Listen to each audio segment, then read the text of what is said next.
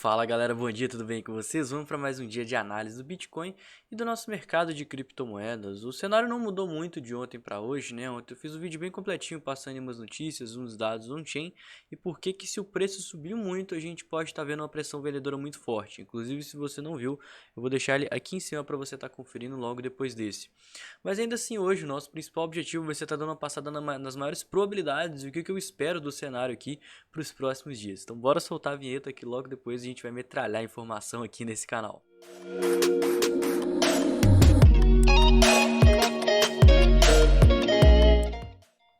Bom, se você não me conhece e não conhece o canal, eu queria te convidar a estar se inscrevendo, que eu posto análises diárias do Bitcoin e de todo o mercado cripto, comentando aí sempre de pontos fundamentalistas, fazendo análise on-chain, passando em gráficos, sentimento, notícia e tudo que esse mercado tem para oferecer pra gente. Queria também convidar vocês a estarem me seguindo nas redes sociais, que os links estão todos na descrição desse vídeo, em especial o meu canal do Telegram, onde eu sou bem mais ativo. Eu tô fazendo uns testes aqui com a câmera, né? Eu tava usando uma câmera antiga, que era até a câmera do meu celular. Agora eu tô com uma outra câmera, né? Então eu tô ainda na parte de configuração, tentando ajeitar a qualidade, esse tipo de coisa. Inclusive o vídeo de ontem eu acho que a qualidade não ficou tão satisfatória quanto eu esperava, né? A câmera que eu tô usando filma até em 8.5, 8.5.8, sei lá, K, acima de 4K, mas eu não sei como que ativa isso ainda via USB. Então eu tô tentando ainda ajustar isso. Como é uma lente nativa que faz esse efeito de olho de peixe aqui, quando eu coloco na lente linear que ela fica certinha, ela reduz muito a qualidade, ela tenta comprimir a imagem para tentar consertar esse ângulo da lente que é natural sim. Então vou fazer esse teste gravando hoje com olho de peixe para saber como é que fica. Então já comenta aqui nos comentários o que vocês estão achando, já fala aí para mim. E por último, mais ou menos importante, né? Se gosta desse conteúdo que eu produzo aqui de forma diária, já deixa aquele like que ajuda bastante aqui no canal e motiva a gente a estar continuando a produzir esse conteúdo. Pessoal, bora para nossa análise aqui, né? Ontem eu fiz um comentário do Order Book sobre essa questão desse tanto de token alocado aqui. Se vocês voltarem aí uns vídeos atrás, mais ou menos na semana passada, né? Sexta, quinta-feira, vocês vão ver que tinha uma baleia que ela tinha 2.000 tokens de Bitcoin. Ela estava fazendo uma pressão compradora, né? Ou seja, ela estava tentando colocar uns tokens aqui próximo aos 28.500 para quando o preço chegasse aqui perto, ela cancelasse essa ordem dela de 2.000 tokens e todo mundo que achava que essa muralha ia segurar, eventualmente ia ser estopado e a força vendedora ia jogar o preço lá para baixo. Consequentemente, essa baleia ia pegar esse tanto de ordem, sair distribuindo aqui para baixo para estar comprando Bitcoin. Com certeza ela comprou bastante Bitcoin desse capital que ela tinha aí para vender. E agora ela está atuando como urso, ou seja, ela está fazendo uma pressão vendedora muito grande. A gente está numa região de resistência, né? Isso encoraja as pessoas a estarem atuando vendidas próximo a essa região dos 32.000 dólares. Consequentemente, vendo esse tanto de token, elas pensam que tem um tanto de gente, uma muralha gigante de tokens aqui, 2.000 bitcoins, não vai passar por nada, né? Ou seja, precisava de 79, quase 80 milhões de dólares para passar a superar essa marca aqui. E essa baleia simplesmente cancela a ordem, né? Então, consequentemente, o preço pode passar muito facilmente. Tanto que se a gente olhar aqui para cima, né, nem tem tantos tokens alocados acima dessa muralha. Então, são assim que as baleias jogam, né? É assim que elas estão jogando ultimamente. E é exatamente isso que eu tô de olho. Nosso S&P 500 que ontem teve um dia de baixa, enquanto o Bitcoin ficou até meio consolidado, né? Ele tá brincando aqui, até perdendo um pouco de força, já fez um topo descendente, vamos ver como é que ele vai agir nesse fundinho aqui do 4 horas, né? Mas fazendo esse pivô, muito provavelmente ele ia corrigir no diário, coisa que ele já está até bem esticado, tá? Uma correção ia ser saudável para ele estar fazendo mais uma vez esse fundo ascendente e entrando numa tendência de alta no diário. Mas a gente sabe que os mercados, eles meio que deram uma descorrelacionada, né? Se eu colocar até aqui no gráfico de uma hora, eu acho que a gente consegue comparar, né? Quem não sabe, esse símbolozinho aqui é a comparação. Eu vou colocar aqui o Bitcoin para a gente comparar. Observa, galera, que o Bitcoin, enquanto o S&P ele está caindo, o Bitcoin ele está dando uma valorizada. Ou seja, desde que o S&P achou esse topo e começou a corrigir, né, que foi mais ou menos um pouquinho antes do Bitcoin dar essa explosão aqui, olha só, que foi quando ele realmente saltou aqui e rompeu os 31, 32 mil dólares, o S&P vem caindo e o Bitcoin vem subindo, né? Ou seja, o mercado ele está descorrelacionado. E como eu falei no vídeo de ontem, isso é uma coisa boa e também é uma coisa ruim, né? Uma vez que caso o S&P suba, não necessariamente o Bitcoin vai subir, mas ainda assim, caso o S&P caia, o Bitcoin ele pode continuar subindo, ou seja, é eles por eles, e tudo vai depender justamente da força do mercado de criptomoedas. A nossa dominância também, né, que eu gosto bastante de passar aqui com vocês, ela segue consolidada, meio que tendendo a alta, né? Lembrando que ela está bastante esticada. Eu imagino, tá? Opinião barra experiência, que caso o Bitcoin ele siga subindo, ele venha buscar pelo topo descendente aí no semanal, né, contra os 48k, porque o Bitcoin ele fez aquele eu vou mostrar no gráfico daqui a pouquinho para vocês, né?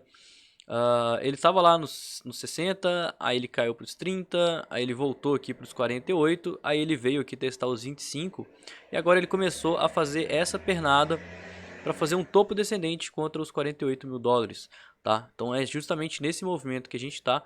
E quando o Bitcoin ele está no movimento de alta, as altcoins elas também costumam fazer um movimento de alta, só que elas tendem a se valorizar mais do que o Bitcoin, percentualmente falando, porque elas são mais voláteis, né?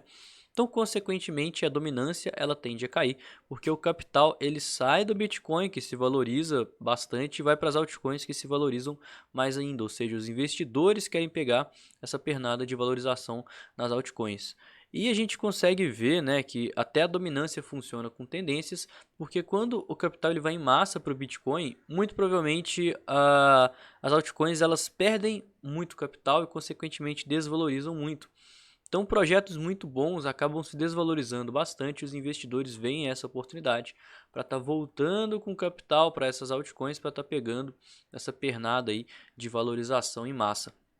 Então, resumindo, né, eu acho que a gente pode estar vendo uma pumpada boa das altcoins aí nos próximos dias, nas próximas semanas, caso o Bitcoin ele siga subindo, buscando por esse topo descendente aí no semanal contra os 48 mil dólares, mas minha exposição no longo prazo segue sendo bem maior em Bitcoin, justamente porque isso aqui é apenas uma pernada corretiva do capital de mercado, né? Então, eventualmente a gente vai ver uma tendência a se valorizar, né? Tal como a gente está vendo aqui desde o começo do ano, do Bitcoin fica mais forte do que as altcoins, né? Ou seja, em caso de queda, se o Bitcoin continuar nessa tendência de baixa aqui caindo, ele vai cair, sei lá, 10, 15%, 20%, enquanto as altcoins vão cair 40, 60, 80.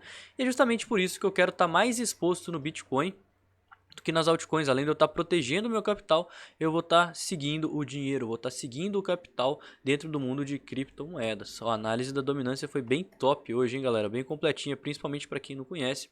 Eu acho que isso já merecia até um like. Pessoal, recapitulando o Bitcoin, né? A verdade é que não tem tanta coisa aqui, tem até uma coisa no sentimento que eu quero mostrar para vocês ficarem espertos. Mas a gente tinha essa linha de tendência, rompemos a linha de tendência, a gente não teve fechamentos abaixo dessa red zone, né? Que agora é o nosso ponto de suporte mais forte. Eu imagino que o preço não pode de forma alguma vir perder essa red zone. Deixa eu até voltar aqui que eu queria o gráfico de 4 horas e não de 12 horas.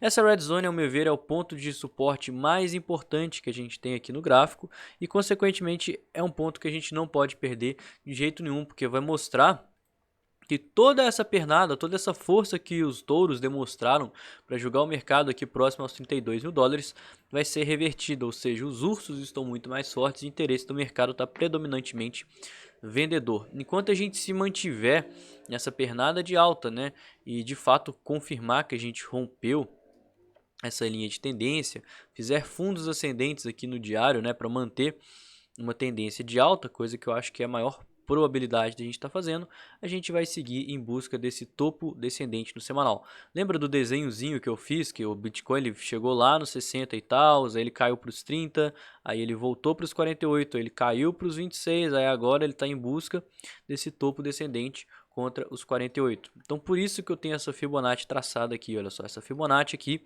é um dos pontos onde o mercado costuma realizar, né, buscar alvos, então tende a ter uma força vendedora dentro dessa zona aqui entre os 38 e os 33.500, né, 34 mil dólares, que é justamente aonde eu particularmente vou estar buscando algumas vendas juntamente com os indicadores de sentimento do mercado, tá? Outro ponto importante que eu queria passar para vocês é que caso você não aproveitou esse movimento de baixa e esse tanto de consolidação aqui para estar armando algumas posições, né? Porque igual eu falei para vocês, galera, eu tô buscando compras porque o mercado ele caiu por 8 semanas consecutivas. Eventualmente a gente vai precisar fazer uma correção e nessa correção eu quero estar posicionado em altcoins, né, em Bitcoin, para estar aí pegando uma valorização e colocando um dinheiro no bolso. Então se você não fez isso, aproveita esse possível pivô de alta no diário para estar aumentando um pouquinho a sua exposição, né? Então a gente traça outra FIBO aqui, olha só. Traçamos uma segunda FIBO e a gente tem uma zona de potencial acumulação, né? Uma zona onde a gente tem aqui próximo à nossa linha de tendência, a gente tem uns 30 mil dólares psicológicos, olha só, 28, dos 30.500 até os 28.500, 28.600, né? Seria uma zona saudável para o preço estar fazendo pullback e confirmando esse rompimento e fazendo o chamado pivô acima da região das médias, né? Isso faria com que quanto mais o preço chegasse aqui próximo dessa zona, mais favorável está o risco retorno contra essa red zone, que é a nossa zona mais importante de suporte. Se a gente perder isso aqui, né, e voltar aqui para baixo dos 30, dos 28, eu acho que a situação já fica mais complicada, tá? Mas a visão que eu tenho gráfica para o Bitcoin agora é basicamente essa. E o que eu estou de olho agora? Pessoal, a primeira coisa, né, do sentimento que eu queria passar para vocês. O site que eu costumo utilizar, esse CoinGlass aqui que eu sempre passo para vocês, é um site gratuito, mas ele tá com alguns erros, né? Na verdade, não é culpa dele, é culpa de corretora. Observa que tem algumas candles que elas não têm nem liquidez. Olha só, por exemplo, essa daqui que eu tô marcando, ela tá com zero. Se você olhar aqui, ela tá com zero em ambos os lados, né? Tanto de liquidação para cima quanto para baixo. E a gente ainda tem umas liquidações bem absurdas. Por exemplo, não faz sentido nenhum ter liquidado 123 milhões de dólares em 5 minutos em um movimento aqui a favor da tendência, né? Como é que se aqui próximo a uma resistência você vai liquidar 120 e tantos milhões de dólares de compradores? Então, isso é o dado de uma corretora. Eu vim para esse outro site que é o Coinalyze, que eu também costumo usar aqui, que é o meu site backup aí de sentimento, que nele você consegue filtrar as exchanges, né? Então olha só, quando você clica aqui nas configuraçõezinhas, nessa engrenagem, você consegue selecionar. E a Bitfinex, aparentemente, ela tá passando esses dados absurdos, olha só. A Bitfinex ela já passou uma liquidação aqui monstruosa, né? Esses 100 milhões de dólares liquidados. Foi só na Bitfinex, eu acho que essa liquidação absurda aqui de compradores também foi lá, né? 38 milhões. E como que eu sei que esse número é absurdo? Porque a Binance é a maior exchange, né? Então, se a Binance, que tem maior liquidez no mercado, não chegou a liquidar esse tanto de gente, né? Por que a Bitfinex, que tem 10 vezes menos usuários, vai liquidar isso tudo? Então, são números absurdos, são um erro que as corretoras estão passando aí em suas plataformas e aí, consequentemente, isso dá uma distorcida. Então, atualmente eu estou usando o Coinalyze e estou utilizando as liquidações para gatilho de acumulação e distribuição dentro da Coinalyze, porque eu consigo filtrar isso. Beleza? Mas o nosso sentimento, eu confesso para vocês que ele estava bem melhor, né? Mas ainda assim, ele segue nos níveis até bem consideráveis. A gente está aqui com o long short ratio próximo a 1,25. Isso, né, face a uma resistência. Eu acho que quanto mais próximo a gente chegar dessa resistência, mais o long short ratio ele tende a cair e consequentemente, né, mais ursos atuando, e aí essas baleias como essa aqui, por exemplo, que está com essa ordem monstruosa, que até estava nos 32.200 e já passou para os 32.900, vai brincar de liquidar essas pessoas e está distribuindo o capital dela mais acima. Quem que vai mandar isso? O Open Interest, tá? A gente consegue ver, olha só. Não sei se eu consigo dar um zoom, né? Por isso que eu prefiro o outro. Talvez assim eu consiga expandir a tela um pouquinho. Mas, galera, a gente tem uma subida no long short ratio. Observa, o long short ratio ele foi aqui dos níveis de 1,12 lá para cima para 1,20. Mas enquanto isso, o nosso open interest ele está tendendo a cair, né? Então dá uma olhada nessa caída que a gente teve aqui no open interest também. Então essa relação de compradores e vendedores ela está subindo porque tem menos ursos que estão fechando posição aqui quando o preço vem para baixo. Então se tem os ursos que eles estão comandando o order book, muito provavelmente eles vão entrar em peso quando a gente chegar próximo a uma resistência aí próximo aos 32, 32.500 para estarem atuando vendido. Consequentemente, né, as instituições elas vão ter total interesse em estar jogando o preço para cima, tal como essa aqui já está armando as suas estratégias. E isso nos leva aqui às nossas considerações finais, né, que na verdade eu já falei bastante coisa, pontos de compra e de venda, mas ainda assim muito cuidado, tá? Principalmente com shorts, porque as instituições claramente elas estão do lado dos ursos, tendo interesse em mandar o mercado para cima e liquidar esses shortadores, ainda mais face essa forte resistência e essa possível pernada de alta que a gente vai estar assumindo aqui, tá? Outra coisa importantíssima para estar falando com vocês. Não comprem topo, esperem uma correção, né? Esperem um pullback, alguma coisa do tipo, para estar se posicionando tal como a zona de Fibonacci. Ainda assim, posicionado, né? Você vai estar posicionado para pegar uma pernada de alta, mas é uma pernada corretiva, tá? Não é uma pernada impulsiva de começar a pegar uma tendência. Então, aproveite essa pernada de alta para ir desfazendo de suas posições, tal como eu vim falando ao longo dessas semanas aqui, né? Porque o mercado ele tá em tendência de baixa, ele tá caindo aqui, já tem vários meses, e até que a gente inverta essa tendência, aí o mercado vai continuar caindo, né? Enquanto a gente se mantiver na tendência de baixa, a maior probabilidade é essa. Então, por isso que eu não gosto de estar empolgado com movimentos de alta, porque geralmente eles são movimentos corretivos para o mercado seguir aí na queda. E enquanto, né, a gente não fizer um fundo ascendente para estar possivelmente rompendo esse topo aqui, eu vou seguir nessa estratégia, né? Caiu bastante, aí eu começo a comprar. Começou a subir, aí eu já estou vendendo para estar liberando capital e reduzindo o meu risco. É o jeito que eu gosto de operar em mercados baixistas, né?